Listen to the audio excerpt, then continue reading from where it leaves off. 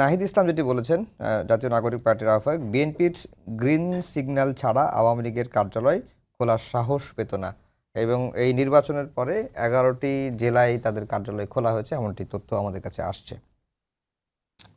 আমাদের green signal লাগবে কি জন্য? বিএনপি গ্রিন সিগন্যাল লাগবে কি জন্য? এটা এটা সে তার অনুমান থেকে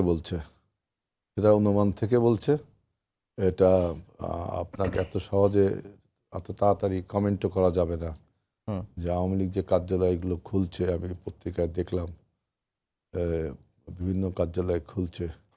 এখন যদি আমি বন্ধও করে দেওয়া হচ্ছে, হ্যাঁ, বন্ধ করে দেওয়া হচ্ছে। আমাদের যদি আমাদের গ্রিন সিগন্যাল, এটা নাহিদারকে আমাদেরকে কোনোভাবে একটা বক্তব্য দিলে সেইটাকে নিয়ে একটা পলিটিক্স করা, তা প্রভোকেটিভস, এগুলো কাইন্ড অফ প্রভোকেটিভস। তবে এইসব প্রভোকেটিভসে আমি নাক গলাতে চাচ্ছি না।